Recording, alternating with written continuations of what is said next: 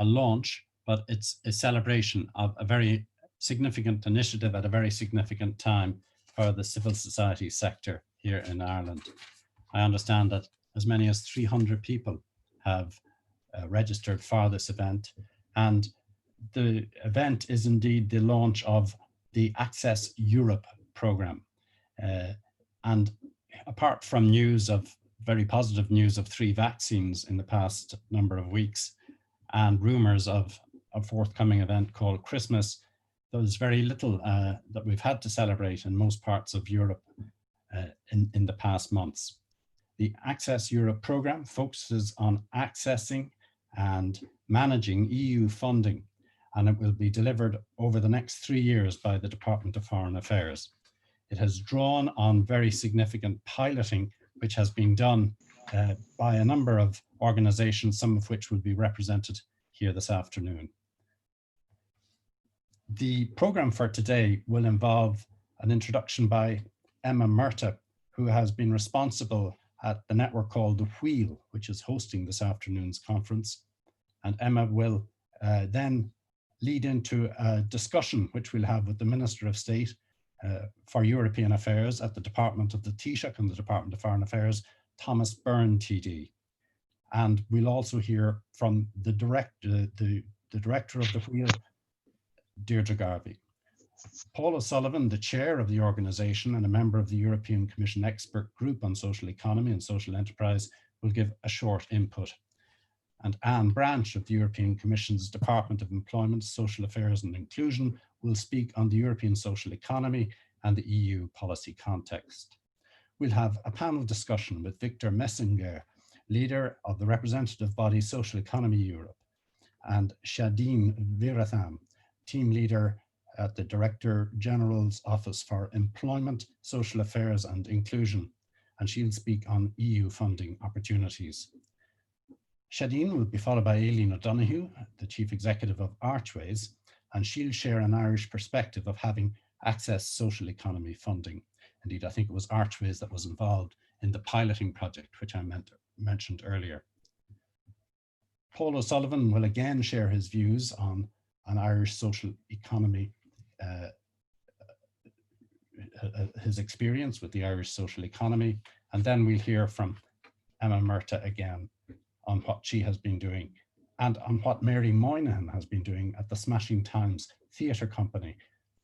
She will give an input into their experience of utilising EU programmes.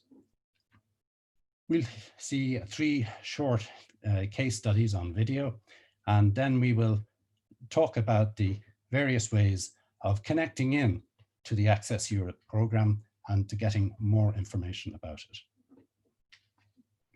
The first person I want to introduce this afternoon is the Minister of State for European Affairs at the Department of Taoiseach and the Department of Foreign Affairs, Thomas Byrne. The Minister comes to this brief having excelled in his role as a spokesperson, opposition spokesman on education, and he is keenly interested in the whole area of European funding and the civil sector here in Ireland. Actually, Joe, I'm going to give my short input first, and then we can move on to the Minister. Is that okay? That's Emma. Yep, that's it. Very good. Perfect. Okay. So just bear with me now for a moment, everybody, and thank you very much. While I share my screen, I'm just going to give a short overview. Okay, hopefully everybody can hear me now. I'm going to give a short overview of the Access Europe program, just to I'll just start my video there as well. Okay, so yeah, I'm going to provide a short overview of the Access Europe program before we move on to the conversation with the Minister and Deirdre Garvey, our CEO, and then we will move on to our panel discussion around the social economy, which is a really key area in European funding that's up and coming at the moment. And we're lucky enough to have our guest speaker from Anne Branch from the Commission, and then our panel with Paul O'Sullivan and Shadeen and Victor and Aileen. So we've got a very interesting lineup there. But just to provide an overview of Access Europe and to thank you all very much for being here today for what is a very special event for us. As Joe mentioned, I'm European Programmes Manager, and I will have the great pleasure of coordinating Access Europe over the next 3 years. To give you some background on this programme, the first phase of Access Europe ran from 2014 to 2017 with funding from Atlantic Philanthropies. The goal of this programme was to provide an EU funding support programme that could go some way to plugging the gap that was to be left behind by Atlantic Philanthropies as it wound down its funding programme. It was extremely successful, increasing funding in a cohort of NGOs from 3.9 million in 2016 to over 22 million by the end of 2017, exceeding all of the targets set. And since then, the wheel has been campaigning for funding to continue this programme. And now, with support of Minister Byrne and the Department of Foreign Affairs, we are finally able to deliver a second phase of Access Europe. So Access Europe then, in a nutshell, its vision is an Irish civil society that is highly engaged in EU policy development and funding programmes. And we will achieve that through its mission, which is to deliver a support and capacity building programme for Irish civil society organisations to better access EU funds from 2021 to 2023. And within the programme, we have 3 core objectives. The first is to raise awareness of the strategic value of EU programmes participation. The second is to build the capacity of Irish civil society organisations to apply for and win funding from EU programmes. And the third is to support the development of partnerships between Irish civil society and potential national and European partners. So importantly, we are not alone in this effort to build EU capacity and EU engagement here in Ireland.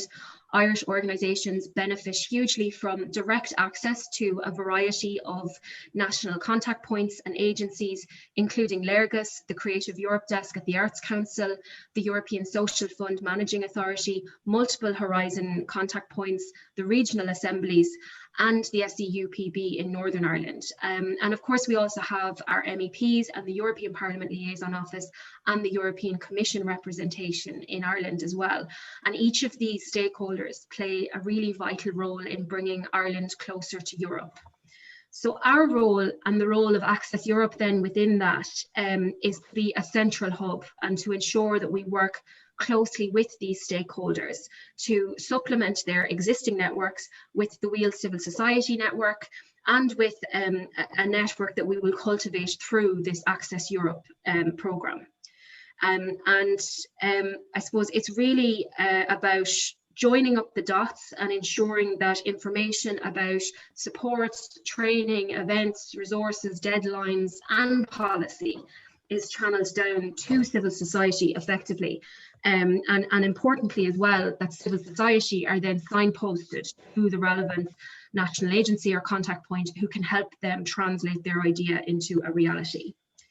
In doing this, we hope that over the next 3 years, we will work with 40+ organisations. Although I think from the turnout today, I think it'll be many, many more than that because there seems to be a huge interest in this. And that we aim to bring in at least 12.5 million over these 3 years and to ensure that over half of the organisations that we support are organisations that are new to European funding. And this is especially important because a true marker of success for a programme like this is to establish a culture of EU programme participation in Ireland. And to do this, we can't just rely on those few who have cracked the EU funding code. We need to unlock the opportunities for those who haven't. So to do all of this, we're going to use 4 key services. The first is information. So this is researching and filtering down relevant information to civil society. There's training and informational events, help desk support and one-to-one advice, and also network building between Irish civil society and potential EU funding partners at both national and EU level. Now, I think one of the best ways to really illustrate the potential and opportunities of EU funding is to showcase success stories. And so I'm delighted to welcome a special guest who is going to tell us about their experience of EU funding and the impact that it's had on their organisation. So Mary Moynihan is here. I'll invite you to get unmute and get your camera ready now, Mary, while I introduce you. Mary is a writer, director, theatre and filmmaker, and artistic director at Smashing Times International Centre for the Arts and Equality. And that incorporates the Smashing Times Theatre and Film Company and the Smashing Times Youth Arts Ensemble. So they have been involved in EU programmes for the last 20 years, including projects under the Peace Programme, the Grundtvig Programme, Erasmus Plus and Europe for Citizens. And they're just a really excellent example of an organisation that has successfully used EU funding to develop their scope and impact while staying true to their values of human rights, artistic excellence and social engagement. So Mary, when you're ready there, you can go ahead and share your story with us. Thank you very much, Emma, and good afternoon, everybody. It gives me great pleasure to be here with you all this afternoon to talk about the work of Smashing Times. I'm a writer, theatre and filmmaker and director of the Smashing Times International Centre for the Arts and Equality. Smashing Times was set up in 1991 as a professional arts organisation using the arts to promote equality, human rights and diversity. From the beginning, we worked in Northern Ireland since before the ceasefires, using the arts to promote peace building and reconciliation. And our involvement with EU funding began in 2004 when we received peace funding through the Special EU Programmes Body. We continued to receive peace funding on an ongoing basis, and through our work in Northern Ireland, we gained experience in using the arts to promote peace and reconciliation and to bring different communities together in a post-conflict environment. Then in 2008, our producer, Frida Manwheeler, attended a partner meeting in Tallinn in Estonia. And then Frida wrote an application for a small Grundtvig grant, which was successful. And we took part in our first Grundtvig learning partnership, supported by Lurgus and coordinated by Smashing Times. Because of that project, we were identified as an example of good practice and invited to a conference in Brussels to present on the work. And in Brussels, we met with Soros International House Lithuania, who were involved in language training. And through conversations, we developed a multidisciplinary project where Smashing Times designed a workshop using theatre games and improvisations to support migrant workers and how to develop basic language skills for managing financial matters. So for example, building language skills through creative means and how to negotiate with a bank. And we discovered after that project that all 11 partners continued to use the games and exercises that we had designed across Europe. And at the same time, in 2015-2016, refugee displacement was happening on a large scale in Europe. And we had colleagues that we met in Germany, Greece, the Netherlands, who were at the coalface of this displacement of people. And we heard from them about issues around integration and tensions between refugees and local communities. And because of our skills in peace building, we were invited to go and work with those countries using creative processes to bring different communities together.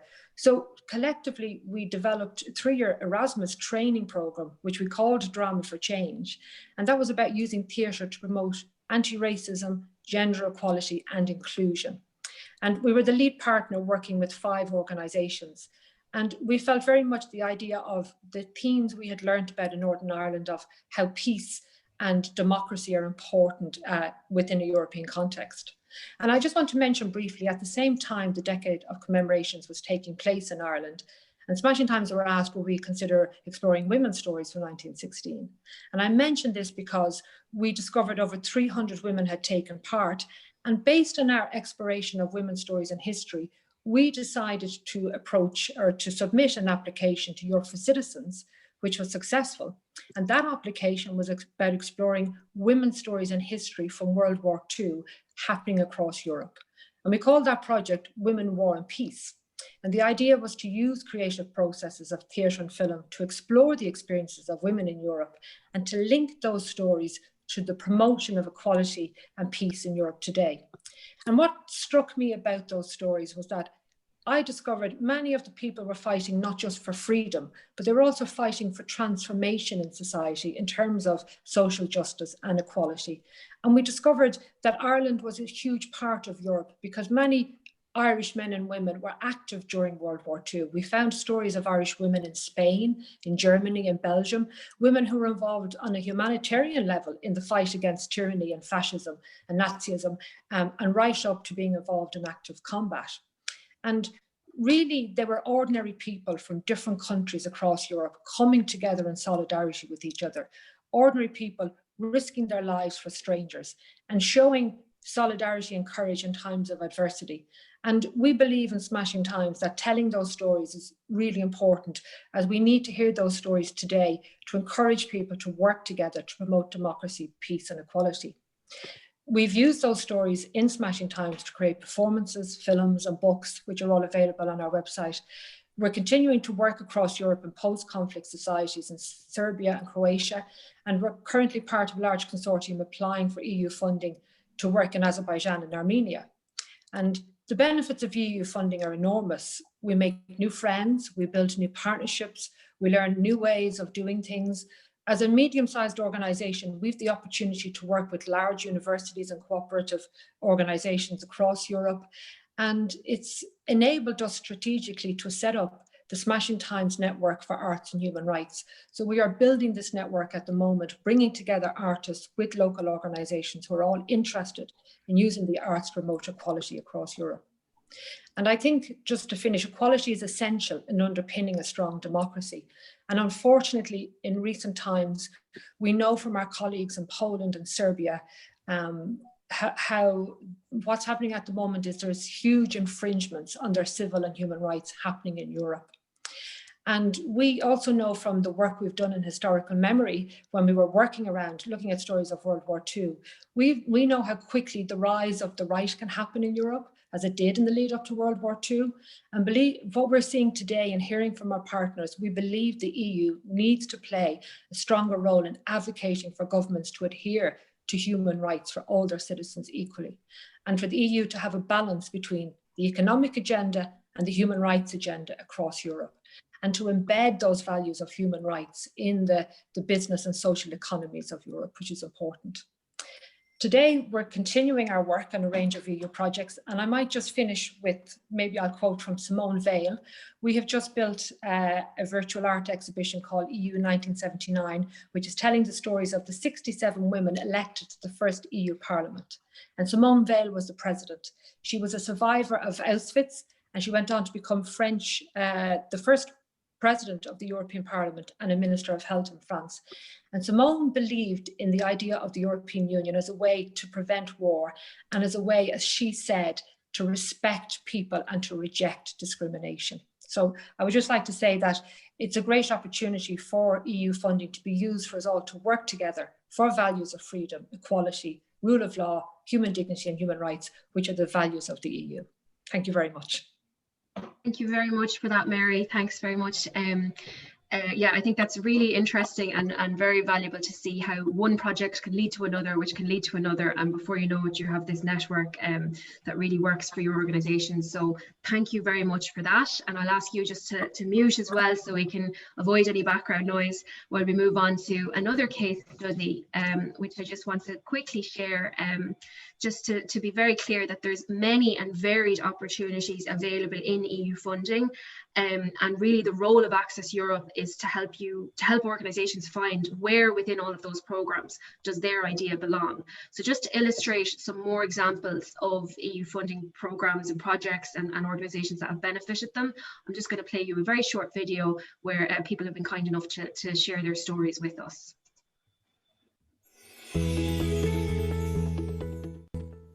Hi, my name is Emily Nelson and I work for the Ballymun Job Centre in Dublin. The Ballymun Job Centre provides career guidance to community members, and we also support people in accessing opportunities in education and employment. The Job Centre has been involved in EU funded projects for quite a while now, particularly Erasmus Plus funded projects. And one of the projects that I am currently involved in is in Erasmus Plus funded Key Action 2 project called Understanding My Journey. The purpose of Understanding My Journey is to create effective digitalized soft skills mapping tools for young people and practitioners. And I think the benefit of being involved in Understanding My Journey for myself, my colleagues, and for the organization is that it's allowed us to create very innovative tools which we can integrate into our career guidance practice. And it's also allowed us to explore different areas of personal and professional development with our clients. Hi, my name is Edwina Dewart and I'm the manager of Dublin City Volunteer Centre. We are the one-stop shop for volunteering in the Dublin city area, connecting people who want to volunteer with local not-for-profit groups looking for volunteers. We provide information, training, supports, and an online database of volunteer opportunities called IVOL. We've had some experience with EU funding in the past. We were a project partner on an EU lifelong learning programme via Lurgus, and more recently we submitted our own application to be the lead organisation under a Europe for Citizens programme. EU funding for us has enabled us to extend our reach, support more people into volunteering, develop new resources, undertake research, and to learn from our project partners across Europe. And we'd certainly recommend it to others. Hello everyone, I'm Sarah Jane Foster from the Mullingar Employment Action Group, a community supported not-for-profit since 1986, with a focus on developing and supporting new enterprise and sustainable employment since 2015. We have been active in Europe through Erasmus Plus strategic partnership projects in the fields of vocational education and training. To date, we have worked with over 20 partner organisations from 12 EU countries in 5 different projects on such diverse topics as crowdfunding for small businesses, pop-up shops, microbrewing, female entrepreneurship and the green economy. The impact of Erasmus Plus on the Mullingar Employment Action Group has been immense. We have substantially grown our network and profile throughout Europe and in Ireland. We have learned so much from our European partners and we have access to budgets and expertise that will help us deliver on your objectives locally. This will continue over the next 2 years through a new project led by us at MEAG. The project is designed to develop, test and disseminate a systematic approach to managing mental health in the workplace. The partnership is made up of like-minded organisations and charities working in the field of mental health. We have had a very positive experience working with the EU projects and we would encourage any organisation to consider getting involved. Great, so thank you. I think there's lots of inspiring examples there, and thank you very much to Ballymun Job Centre, Dublin City Volunteer Centre and the Mullingar Employment Action Group for contributing their stories there, and I suppose putting context to everything that we're talking about today. So just to finish on a note to remind you to join Access Europe. You can sign up via our website, which is also launching today. This will become a key resource for civil society to find out about EU funding opportunities available to them. For now, the EU is in the process of finalising their new financial framework and the funding programmes within that.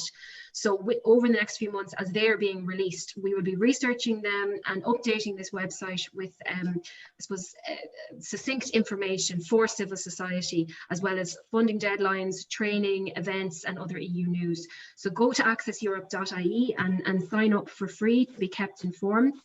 A huge thank you to those who shared their experiences with us today, and as well to our excellent lineup of speakers who are yet to come, my colleagues at the wheel, and of course the Department of Foreign Affairs and Minister Byrne for making this programme possible. I'm handing over to Jo now, who's going to introduce the Minister for some opening remarks and start with a discussion between the Minister and our CEO Deirdre Garvey. So over to you now, Jo. Many thanks, Emma Murta, and apologies for trying to shoe in our main guest of the afternoon ahead of you and ahead of the Mary Moynihan and the 3 other contributors from Dublin and Mullingar. Our main guest is Thomas Byrne, who is Ireland's Minister of State for European Affairs, based in both the Department of the Taoiseach and the Department of Foreign Affairs and Trade. The Department of Foreign Affairs is funding the Access Europe programme, so it's a very important contributor to the civil society sector and already has been very important in contributing there, but has now become much more important due to this initiative. Minister Tá fáilte is feithe rud, as we say in our native language. You're very welcome to this afternoon's webinar. Could I ask you to kick off a discussion which I hope to chair between yourself and Deirdre Garvey, the Chief Executive of the Wheel organisation. Could you kick it off with some remarks, please?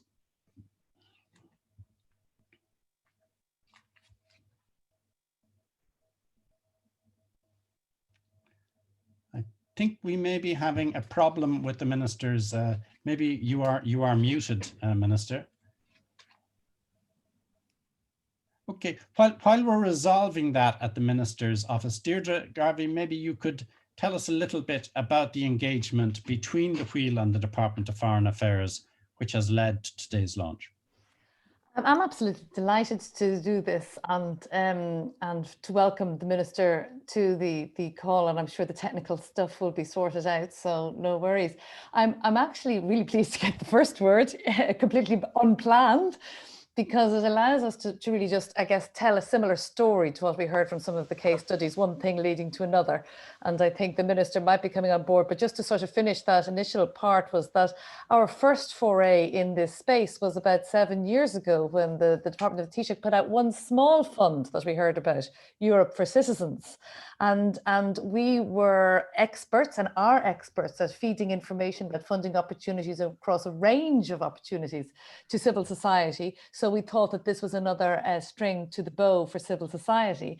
And the relationships then that we built there, and then also into the Department of Foreign Affairs and the EU Commission and Parliament reps in Dublin, made the Access Europe 1 programme possible as a pilot, which, as we've heard from Emma, then in turn led to Access Europe 2, which is what we're launching today. I think the Minister might be now on board technically as well, so I will now hold my wish until after the Minister makes his opening remarks. Thank you, and you're very welcome. Thanks very much, and I'm sorry you were silenced there by technology. Gremlins in the works.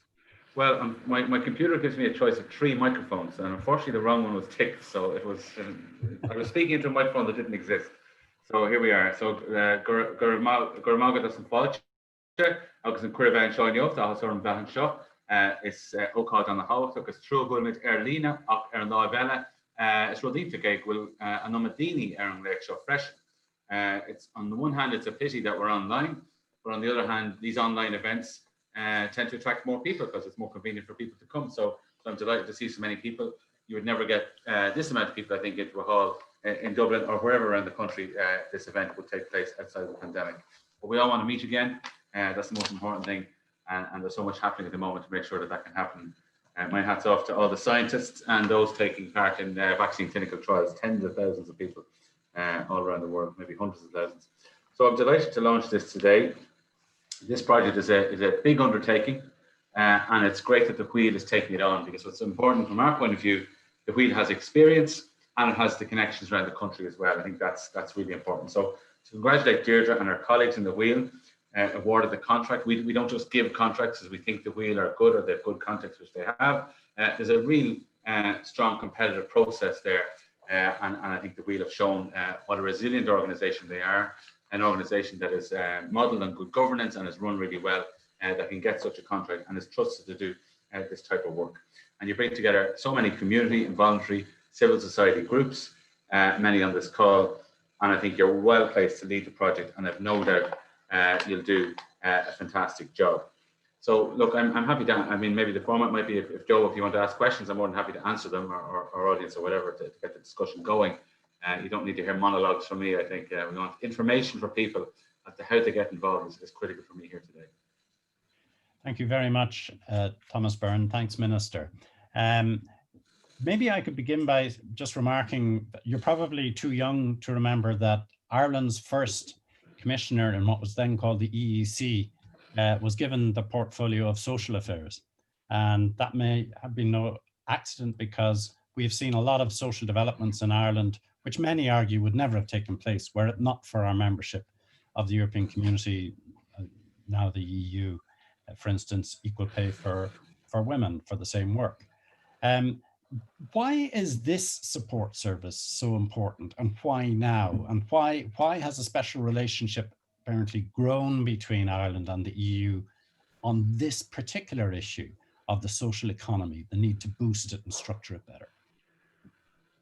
Thanks very much, Joe, and you're certainly bringing me back to my law classes. I wasn't born in the I was born in the late 70s, so I wasn't born at the time. I think it was Patrick Hillary, whom I wrote in was our first commission. If I remember correctly, the Murphy and Board Telecom case, very important, and indeed Europe forced us, Mary Murphy and all those people who drove the society forward, and I think that was possible within the confines of the European Union. And indeed, it just as an aside, in the European Union at the moment is proposals for a conference on the future of Europe, and they're looking at how we did our citizens' assemblies here in this country as well. So, which I think is a useful model. But look, I think we depend on a vibrant civil society, one that is active but is able to be active and can perform its functions. Civil society is vital for holding governments to account, to support minorities, civil rights, and the European values that, in fact, we're examining among all countries at the Council of Ministers that I attend on a monthly basis. Look, I know I'm preaching to converted here, but the sector is really, really important for our democracy and for keeping everyone in society on their toes. This is well recognised in the EU. Significant funding from the Multi-Annual Financial Framework and Next Generation EU, which is still not fully signed and sealed, but we're getting there. There's a lot of work done by the leaders and with the European Parliament. We're just not quite there yet, but we expect that will happen. There will be huge opportunities for civil society over the next few years to access funding, and the European Union is very concerned about having a strong civil society that contributes to society. But we know that it's not always easy to access the funds. Groups don't maybe have the knowledge of how to access funds or even the resources within their own organisation. And there's application processes that are very, very difficult and necessarily so similar to the application process the Wheel would have had to put in the tender for this. So we're hoping that the Wheel as a national contact point will play a key role in clarifying the funding opportunities and work to improve the capability of civil society organisations in applying for funding. Perhaps I could draw Deirdre Garvey in on that point then. From your experience to date with Access Europe 1 and now embarking on Access Europe 2, does the Wheel have an evaluation at this point? Are we as a country fully exploiting the opportunities available to us at EU level in this area? Well, thanks very much. And I think the short answer to that is we are certainly creating significantly stronger links in Europe and have been over decades, let's be honest here.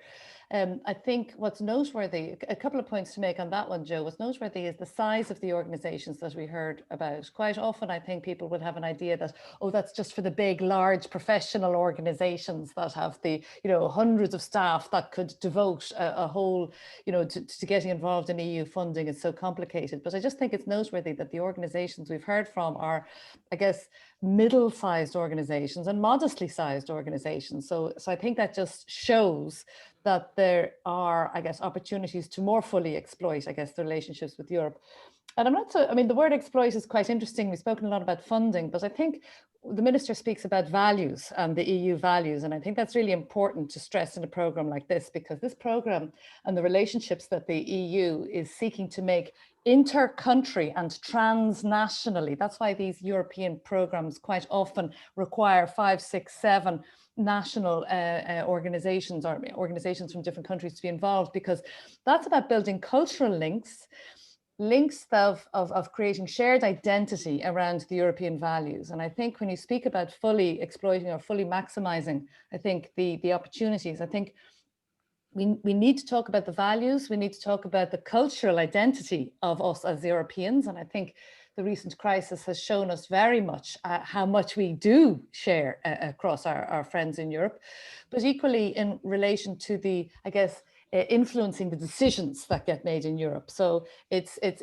funding goes along with influencing policy. And I think that that's a really very important thing, because many of the organizations on this call are involved in trying to influence things that shape their future local level, at local authority level, but also at national level. And I think a program like this gives organizations the capacity and the links and the, I guess, the mental thinking of thinking about moving and making connections into the European arena. And I think that that's just how we can more fully maximize, I guess, the linkages and the opportunities. Minister, many of us will be aware of the term social partnership and how that was pioneered in Ireland in many ways during the European presidency of Jacques Delors, the Commission presidency of Jacques Delors, who very much advocated this approach to pooling responsibility in society. We've not had social partnership now for a decade or so. What can civil society do to engage more, not just by getting funds, but in shaping the policy that will affect Irish communities? Are there various policy initiatives that will affect Irish communities during the course of the 3 years of this particular funding programme? So just on that, the incoming Portuguese presidency is very interested in the whole concept of a social Europe. Now, that's not necessarily equal to social partnership, but they're trying to refocus where the union is going for their presidency. But this is an area I'm very interested in. Obviously, I think it's fair to say that we have a very strong civil society sector in Ireland, but they have challenges, and the challenges are funding, the challenges are keeping people together, but also making sure that the system is listening as well, and their voice is heard. So we have other initiatives as well, separate from what we're doing with the Wheel. The Communicating Europe Grants Initiative is giving support to local community groups or NGOs that can develop innovative projects highlighting EU policies. Radio stations have taken that as well. And I think the Wheels Access Europe programme has a real key role to play on this. And I think it's fair to say what I heard the previous speaker was Mary Moynihan. Mm-hmm. Indeed, Mary Moynihan, yes. From Smashing Times. Yeah. That was fantastic what she was saying, because I think that's what we need civil society to be able to do. Because Europe is under pressure, and there are countries there who don't adhere to the normal democratic norms that we have been taking for granted for the last few decades. And one of the problems in some of those countries is civil society maybe is not taken seriously or is oppressed or whatever. We want to make sure that doesn't happen. So there are so many opportunities. I mean, one of the biggest things, governments are always often complained about because there's something after consultation, and they don't make a decision, they look for input. But actually, I think that's really useful, that you actually go out to people who aren't directly in the process and say, well, what do you think about this? We're doing that on the EU Jobs Initiative, but civil society, I think, can play a key role there. But again, it requires capacity. But also, I think generally, in terms of you can give people the capacity to do things, they will come up with their own ideas, their own vision, their own initiatives. Then they can have an impact then that maybe wasn't foreseen by government or wasn't foreseen by anybody. People say, well, this is a good thing to do, and you can move society along. I think I generally think for the best. May I ask, Deirdre, perhaps the most, the highest profile function of civil society organizations in this country and since the recession of earlier in the millennium is in the whole housing area, and the assumption of housing organizations and what are frequently shorthanded housing charities of a very large responsibility for looking after, in the first place, the homeless, and secondly, for filling the gap which has been left by a diminution in the supply by the state of social housing. Is this the kind of burden that the civil society sector can bear? Can it bear this kind of a burden of responsibility in such a key area as housing, do you think? Well, I think in not just in housing and across a whole range of health and social care represented by people who are here today, how we engage with our citizens in this country in terms of the services, that they get is very much the responsibility of, I guess, the government and the policy of the government, and the partnership way, and it is very much a partnership way that a lot of these programs are developed and run with civil society. I think is a really unique and characteristic of how we do things in Ireland. And at its best, it enables, I guess, the best attributes, and the Minister mentioned the innovation and the flexibility that civil society can bring to these partnerships, whether it be providing public services or like housing, or whether it be health and social care, or whether it be in the environmental side of things, or indeed social enterprise side of things. And I think you mentioned then of social partnership, I think is the best examples of how that works well. I think we have an awful lot to learn from that. And I think connecting that in with how the engagements and the programs are going to be finalized, as the Minister says, they're not quite finalized yet in the European framework, enables, I guess, the best of both approaches and a partnership approach to be taken, because this is about the citizens, this is about the public good, and this is about working together from the different fields. Because I think one of the things we've learned, not just from the recession, 10, 12 years ago, but certainly when it came to the period from March to May and COVID, I think in a very unique and particular way, civil society. And sometimes the terminology gets bogged down in the words like charity or civil society or voluntary or community. And quite and social enterprise, and we're talking about different versions of an awful lot of the same thing, which is people getting up out of their families and out of their houses to do things to help other people, and that's really the essence of it. And I think our sector, which is quite often, I guess, a hidden giant, you know, behind the scenes, relying so much on volunteering, is that we sort of almost like burst into the public view in that COVID challenge and worked. That was just a brilliant example of the government, these local and statutory agencies and civil society and voluntary organizations and social enterprises working very well for the common good. And I'm really pleased that there's been, I guess, harvesting of how that works well, so that we can bring that into the next phase, and look forward to talking to the Minister and others about that, because that's already a conversation in train. Minister, how do you feel civil society availing of the Access Europe programme here can contribute to, for instance, filling gaps at the time of the transition to Brexit? You are in the Department of Foreign Affairs. You can see the reshaping of the relationship of these islands with the European Union in many ways, whether we like it or not, by dint of the vote of the British people on this issue. How do you see civil society operating in that particular way? I think civil society groups are vital to local communities across the country, particularly along the border area, for example. We need to provide as much support as we can. There will be a number of funds that will be coming directly from the European Union. We have the Peace Plus programme. There's 120 million coming from the European Union that could be spent north and south along the border, which will be matched by the Irish government and indeed by the British government as well. The only money spent by the British government on the European Union project after Brexit. Michel Barnier was the commissioner who initially put in place the Peace programme. So that's going to continue, and I think that would be useful. And I think there would be opportunities for civil society to benefit from that, to the benefit of affected communities. The Brexit Adjustment Reserve is 5 billion. That's for the sectors and the people most adversely affected by Brexit, has been negotiated. And, you know, we don't have the Commission proposal on that yet. But there will likely be substantial funds for Ireland from that. Again, all of these are tied up in budget negotiations at the moment, which you'll be reading are difficult, but I think the German presidency is doing good work. This has to happen by the end of the year, and confidently will happen.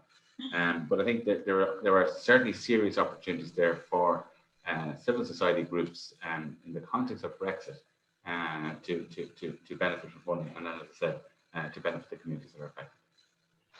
Sorry, Joe, if I could come in just there, sure. I think it's really interesting. I think the borderless world of cyberspace and the technology that we now use in our everyday, it really encourages and supports, I guess, shared endeavour on the common challenges in Ireland. So we're working with our counterparts in the north to actually do exactly what you're talking about. And I think just that concept, and I think civil society has a really, really heartened to hear those words. Thanks very much. Very good. Well, what I'd like to hear from you at this point, Deirdre, is given the challenges of COVID, and given the particular challenges that the civil society sector is facing, how might a program like Access Europe support organizations as we navigate those problems, and as those organizations attempt to consciously build a social economy, rather than just a social enterprise sector, but a social economy sector? Well, I think what we certainly see in the wheel is that that's already happening out there. The community, voluntary, charity, non-profit, social economy sector is very much, I guess, a network of organizations that have their own lives, that have their own needs, wherever their local needs are. And I think what this program and what a sort of a coordinated program like this that links into the international offers is the opportunity to provide resources into that network, into that system, at places and times and spaces where that system needs it. And I think that's the added value, and then creating those linkages internationally so that learning can be transferred. So I do think that this program, and I guess engaging so many people in it in a very open way, allows some people to progress along the journey to to actually make a full application and be successful at EU funding. But the journey, I think what we heard from those case studies is the connections, and I guess the level of self-awareness and connectedness of organizations into other parts of Ireland and other parts of Europe, I think is a real value adding to then how they provide leadership, because civil society and these organizations are facing a massive funding crisis. They're facing a massive challenge. And I think helping them to collaborate and do more together for shared endeavour has to be a really important way out of this if we are to preserve the strengths and the positive features and attributes of civil society, to make life special, to help us find our meaning in life. And I think that is one of the key things that civil society means to people who get involved.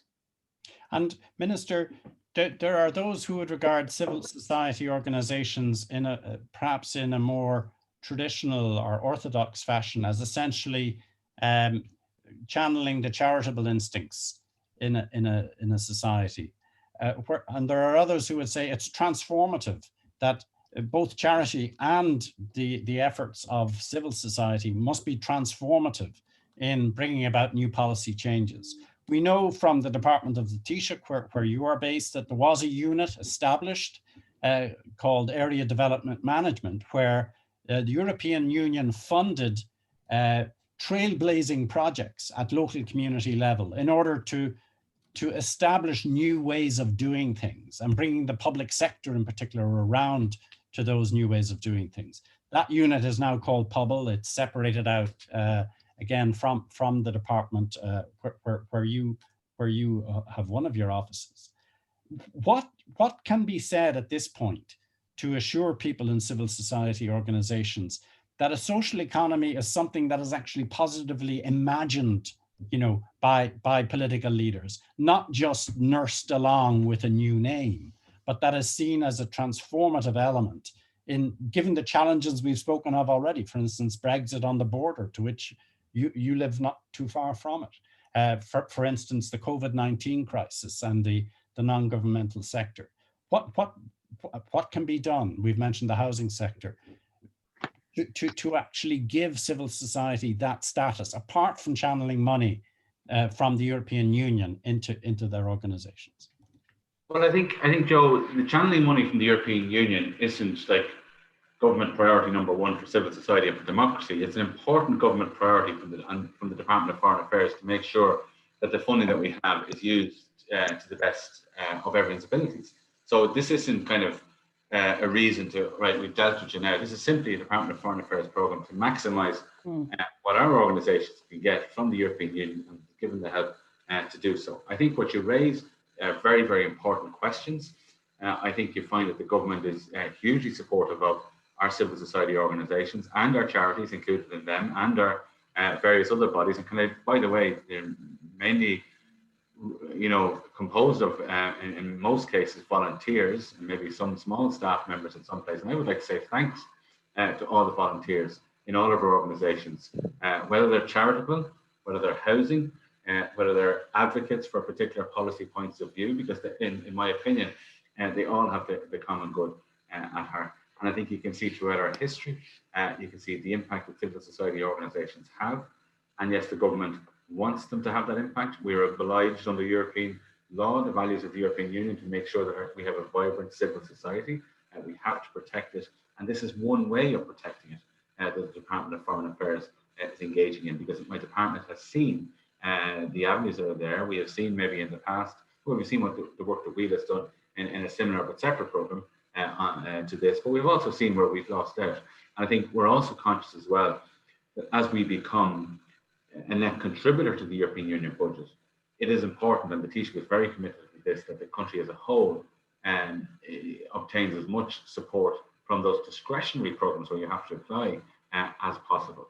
And this is where we come in with this particular program that the Wheel is going to organise. I think that it will only benefit those organisations, but it is not the main aim of government with regard to civil society. I think there's a question from Niall McLaughlin, the Chief Executive Officer of World Vision Ireland. Niall, can we call Niall in at this point? Yeah, Niall. Thanks, Joe. Thanks very much, Joe, and thanks, Minister. And nice to meet you this way. And hello, Deirdre. Hi. So my question this afternoon is: civil society groups not established to run large surpluses, or indeed in many instances discouraged from even having reserves, as there's an expectation that every euro raised should go into delivery of frontline services. This puts these organisations at a serious disadvantage in engaging in EU programmes where match funding is required. So the question is really, will you be exploring, or would you consider the establishment of a targeted matched fund from government that would allow civil society organisations to go forward for more EU funding calls in the confidence that they will not have to withdraw from these competitive calls due to an inability to cover the sometimes 20 to 40% matched funding that these calls require? Minister. Yeah, thanks very much. Look, that's an excellent question. I think it's, we know that clearly this year, over every other year, the fundraising atmosphere and fundraising environment is really, really challenging. It's really difficult for people, and thank everybody who is continuing to give generously to various organisations. Look, we're providing the funding to the wheel to build the EU capacity where it didn't exist before, to give capacity where it wasn't before. And I set out the aims for that. Look, what we want to do is see how this works, and our aim is to address that, and I've no doubt the government would be happy to consider it. I can't, as Minister of State for Foreign Affairs or European Affairs, do that. Almost my entire budget is going on this. Like I don't have a pot of money like this is the small pot that I would have. We're using it to the best, but it's certainly something that I would be discussing, and I discussed this with Deirdre and colleagues last week.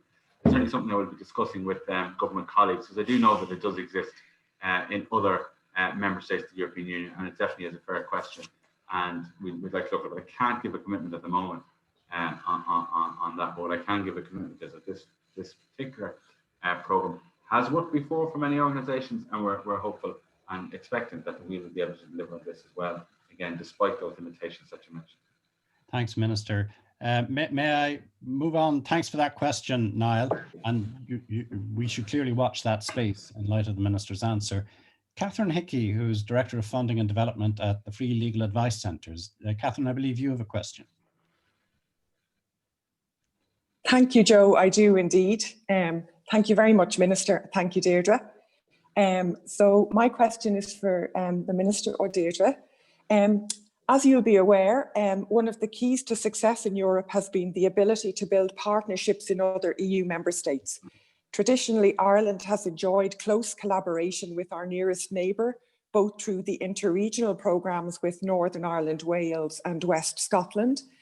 And with the departure of the UK, can you tell us if the interregional cooperation and funding will continue or is likely to change? And also, what supports will organisations receive from this programme launched today to build partnerships with other EU member states, acknowledging that we are not traditionally good at engaging with our European neighbours where English isn't the first language? Thank you. Thank you, Catherine. Minister. Yeah, great question, and obviously a lot of change upon us because of Brexit. There's certain things that will happen that will be simply outside our control, and there's nothing we'll be able to do about them. But I think I mentioned already the Peace Plus programme, and that's European funding from Britain and from ourselves as well, and that will be significant funding. So that will still be available actually, and to be spent along the border and in the north of Ireland. And we're committed to maintaining a strong relationship with the UK. Continuing interregional cooperation of the Interreg funds themselves. I mean, look, it'll be the Peace Plus programme, as I understand it, on this island, but that will be substantial. And it is important that we develop partnerships with other states. And I have to say, even myself as Minister for European Affairs, I'm acutely conscious of the need post-Brexit that we don't just take the solidarity of our European fellow member states for granted in the solidarity they give us in the Brexit process, that we work and build on that. Yes, we have to repair relations with Britain as well, and it's a very serious endeavour that work is already underway on that. But we also have to reach out as much and more as we've done in the Brexit process, and it certainly will help if civil society organisations are doing that too. And I acknowledge the problem with languages. It's a passion of mine. I want to gotta learn more languages in this country, and government has a role to play. I accept that, but we teach a lot of languages at school too, and we spend a lot And a lot of teachers are there doing a lot of work. I honestly think we have a national hang-up about foreign languages. I think we have to get over that and use what we have and watch films on Netflix in French if we have to, or whatever. It's so much more accessible to us now. But any organisations that are looking to do that, there'll certainly be a welcome on the mat from a government point of view, and I'm sure from a European Union point of view as well, if you want to build those things with other member states as well as with the North of Ireland. Thank you, Minister. Just as an addendum Yes. to that, Joe, from the perspective of the programme, Catherine, thanks for the question. Basically, part of the Access Europe programme that we'll be doing is actually partnership development training and also showcasing Irish organisations quasi in a shop window, you know, not necessarily the lead organisations. You know, a good starting place to make those connections is to find a place to be on display, so to speak, so that other consortiums in other countries can find us easier. And that's part of this programme. And just to sort of say that we will miss our colleagues in the UK desperately in this regard, but it is fantastic that the peace programme and the North-South element remains. And I just think that that's really important that we do that. And we also learn, because in one sense, the gem of Access Europe came from our partner in Wales, the Welsh Council for Voluntary Organisations, that had a team, a three-set team focusing on engaging with civil society. So we've learned from them, and we will be transferring that learning on, and it is just a very important part of this programme. Thanks I very just much. say, Joel, as an addendum myself, the Horizon programme, which is research, that's still under negotiation in the negotiations between the EU and the UK in terms of what access the UK might have there. So that will be finalised, I hope, if there's a deal. And there may well be opportunities for civil society to be part of that, but that's a separate thing. That might be one avenue where there would be projects working with organisations. And just all of the funding streams, it's not just the social economy, but the Interreg, the Peace and the Variety, the Erasmus. So all of the funding streams are going to be part of the Access Europe portfolio and support. So just to sort of note that. Thank you. Very good. And may I call in Roisin Mulligan at this stage? She's Social Finance and Communications Executive with Clown Credo, the Seed Capital Fund. Roisin, you had a question which bears on the COVID crisis. Good afternoon, Minister, and thanks to you and indeed Deirdre and Joe for a very interesting discussion. Yeah, I suppose it's in the context of the COVID crisis and also a potential no-deal Brexit, actually, and specifically its impact on livelihoods and communities. So in Cloncredo, we saw you know, in the last recession and also throughout this year, the demand for services provided by civil society organisations that we lend to increases exponentially when there's any kind of a challenging times, really. So my question really is, you know, what measures are planned to support communities and the community and voluntary sector to cope with the fallout of Brexit that has been added to the challenges with COVID? Minister, I think you'll agree that the non-governmental sector generally, but the social economy has been very, very important in responding. I think of the organisation Alone, which has, you know, got huge profile out of its initiatives with government help, obviously, to address the isolation caused by restrictions caused by the pandemic. Yeah, really difficult. And again, my hats off to all of the volunteers who've done so much in the last this year.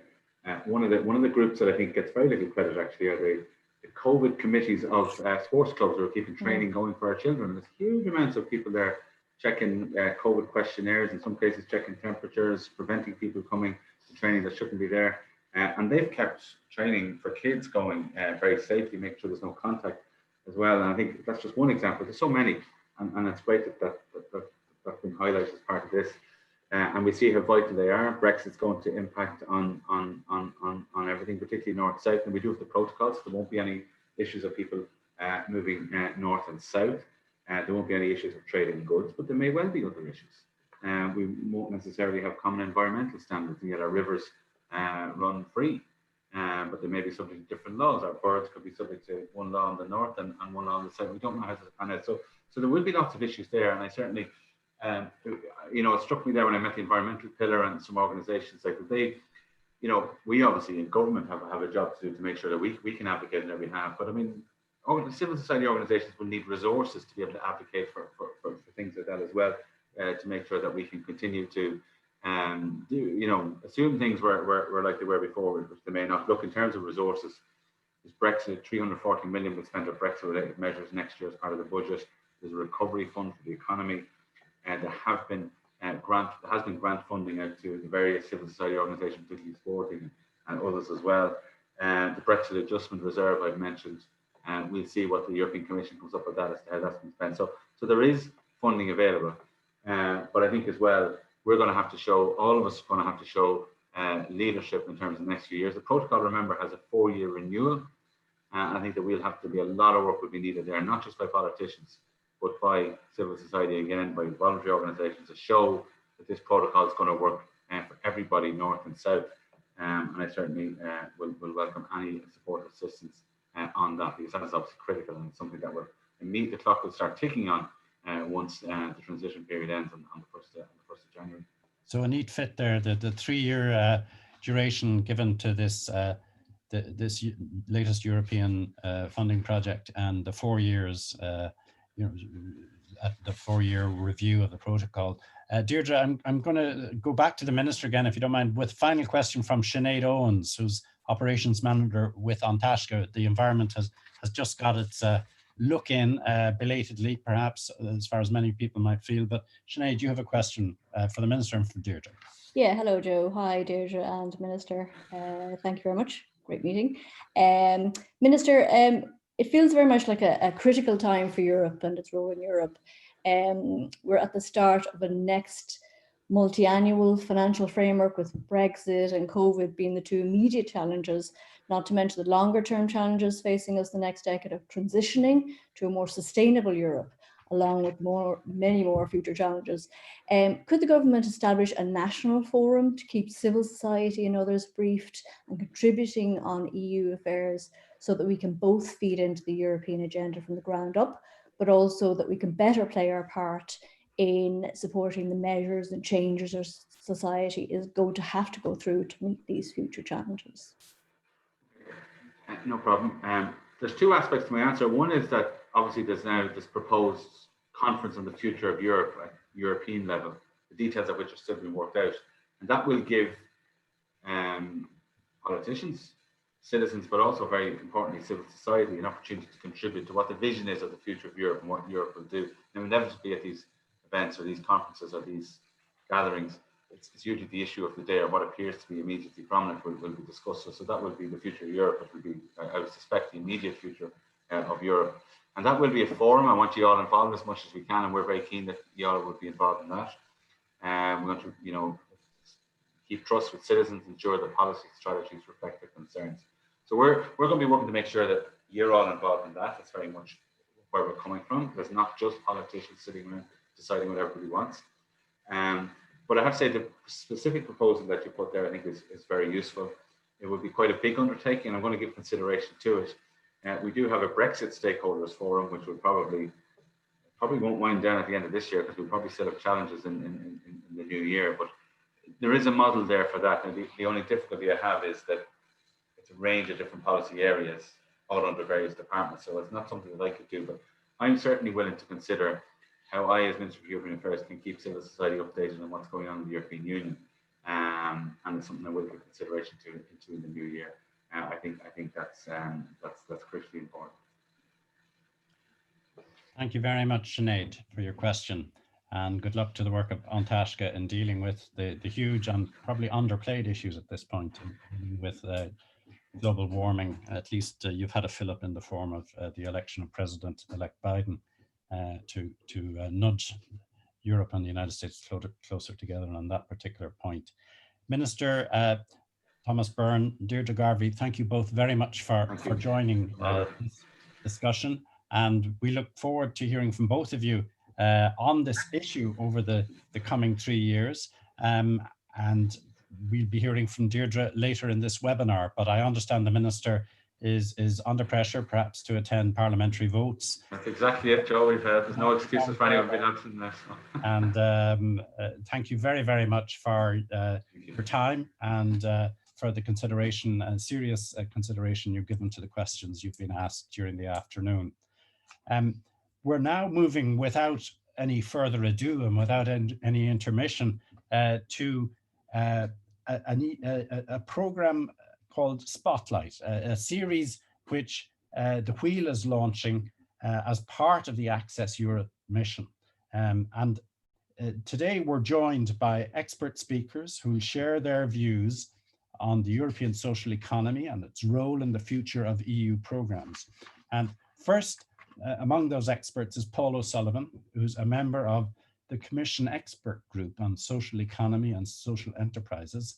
I think it was called GEECES earlier on, but acronyms are very important to people who are in the know on various EU and other institutional programs.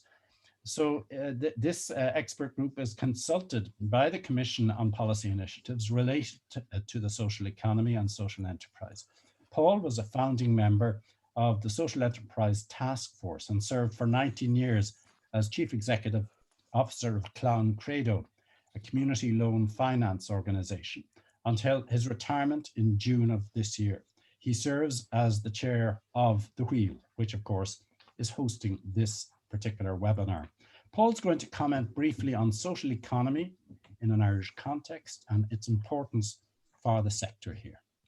Paul O'Sullivan. Thank you, Joe, and thank you very much for moderating. It was I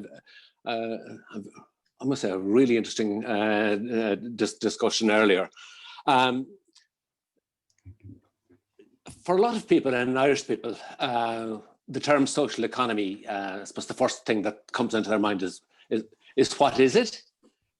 Because I suppose maybe due to our history and maybe more particularly our geography, we have found ourselves in Ireland as being very much smack bang middle of the, if you like, the Anglo-American economic model.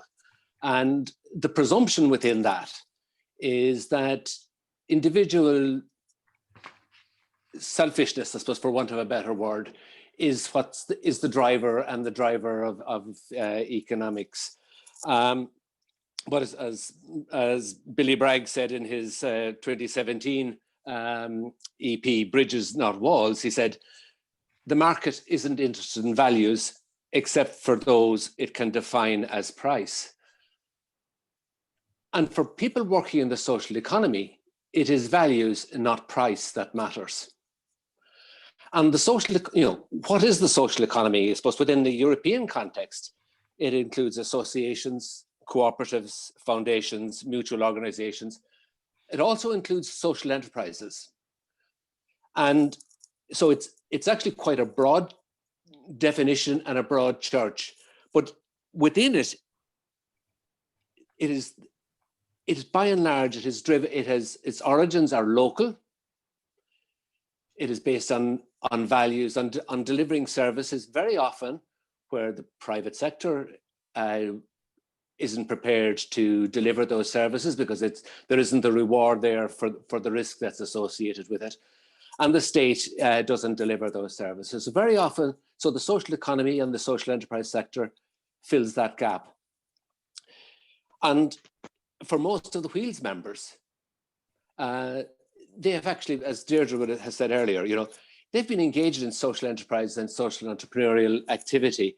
It may never have been called that, but it is how a lot of the services that are delivered are paid for.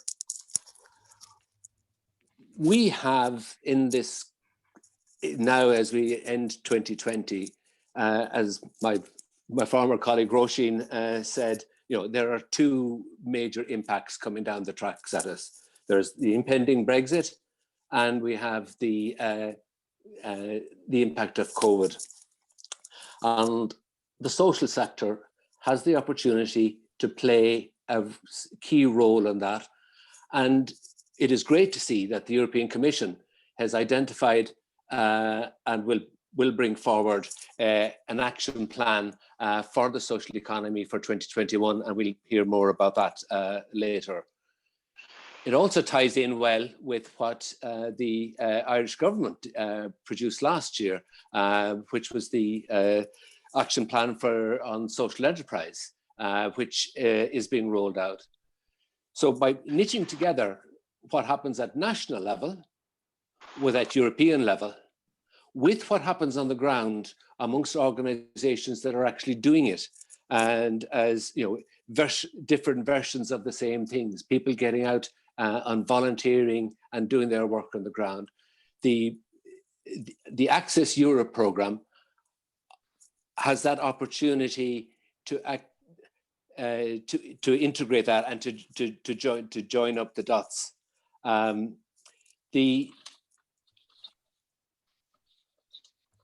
In the end of the day, for people that are working in the social sector, they do so not for profit, not for personal gain, but they do so because they believe and want to help their community, their neighbours, and is very much aligned with the fundamental values of the European Union, the values of inclusiveness, the values of justice, and I suppose an economy that where people matter. And going back to the point I made earlier, for too long and there is an opportunity, I suppose, now with Brexit.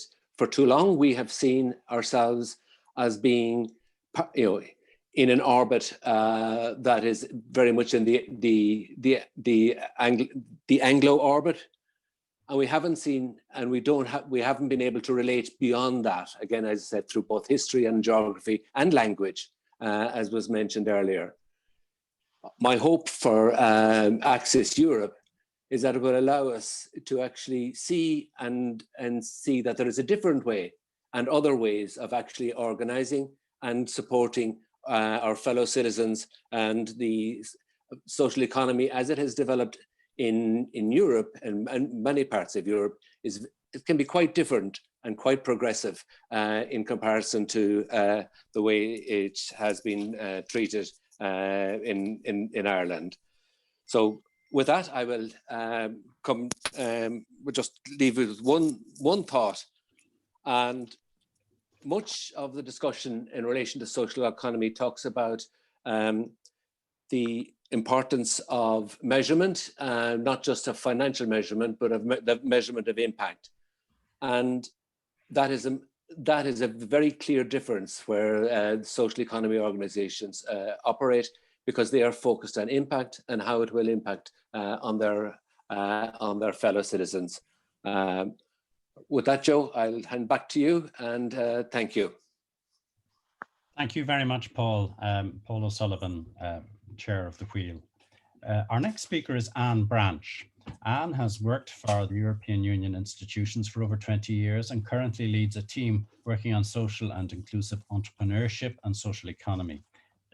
That team is developing both policy and innovative funding support measures. In 2019, she was awarded the Outstanding Public Social Entrepreneur of the Year Award, and we'll have an explanation perhaps of what that term means, spelled with an I, entrepreneur rather than entrepreneur. And she was also awarded she was given that award by the Schwab Foundation of Social Entrepreneurship, a foundation which you may be interested in finding out more about. Anne is co-chair of the consultative body to which Paul also belongs, the GCES. I won't give it its full title. And Anne's going to talk to us about the EU policy content of the social economy and the context that the EU provides for the social economy, I beg your pardon, and the Commission's European Action Plan for the social economy, which is set to be published next year. Anne, thanks for joining us. You're very welcome. Hi, thank you, Joe. Can you hear me? Is the sound working okay? Perfectly. Okay, excellent. Okay, excellent. Well, good afternoon, everyone, or rather good evening here in Brussels. It's getting quite dark. So But I'd like to thank the organisers at the wheel for hosting this online spotlight session on the EU and social economy. And thanks to Paul just now for his words. I'm very happy to be here on behalf of the European Commission. I lead a team working on social and inclusive entrepreneurship and the social economy. And I have been invited today to talk about social enterprise development from the perspective of the European Commission, and with a particular reference to the action plan, which we're working to publish at the end of next year, as Joe mentioned. Now, the fact that we will publish this action plan reflects a stronger emphasis in this Commission on social economy, with Commissioner Schmidt, the Commissioner for Jobs and Social Rights, having been explicitly mandated by the Commission President to prepare this action plan.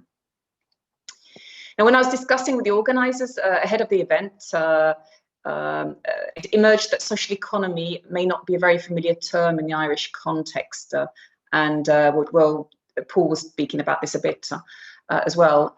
I understand that the term social enterprise or cooperative may be more familiar to you. And indeed, Europe is a very heterogeneous continent with many different legal, administrative and cultural traditions. And we do see this reflected in some of the terminology and language we use. And we see that we have social economy in parts of Europe without people necessarily recognizing it or recognizing that language. But put very simply, from a European perspective, social economy encompasses a range of organizations and enterprises with different legal forms. And this includes social enterprises, cooperatives, mutuals, associations, and foundations. But what they have in common is the fact that they put people at the center of their activities. They reinvest most of their profit in their organization or social mission, and they embrace participatory and inclusive governance. And I was also advised to say a few words about what we mean by social enterprise at the EU level. And indeed, it's important to understand that for us, it's a concept, not a legal form. So this allows us to adapt it to different European countries. And rather similar to the definition of what social economy means, it has three similar dimensions.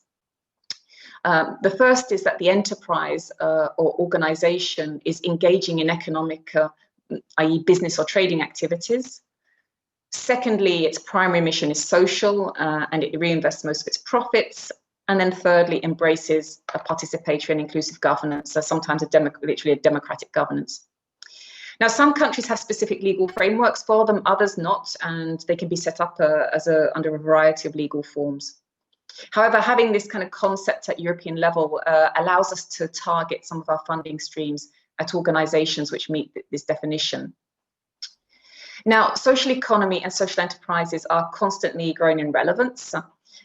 Indeed, we feel that we're at a turning point for our societies and economies due to the climate challenges facing us.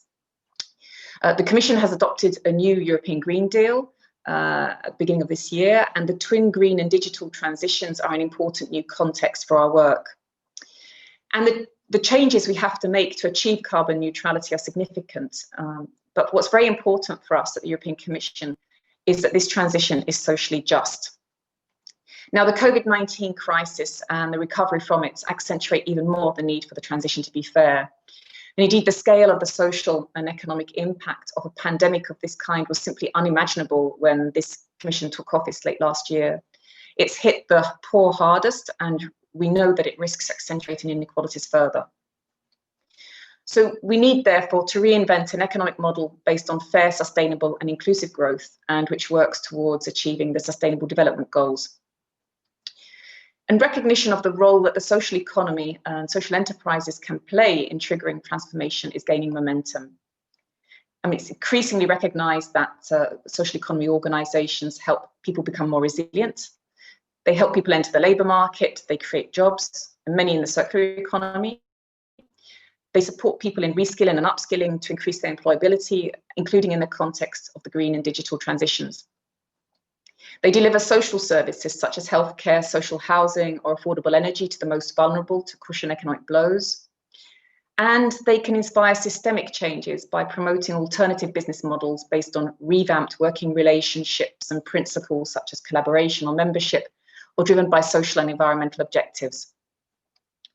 Now, it's currently estimated that the social economy in Europe represents 2.8 million entities and enterprises, over 13.6 million paid jobs, or in other words, 6.3% of the working population. But there are big variations across countries.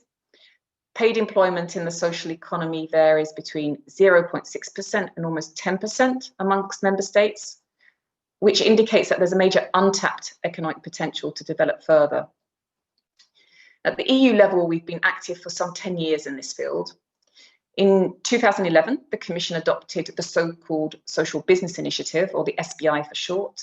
And in 2016, it was followed up by the Startup and Scale Up Initiative.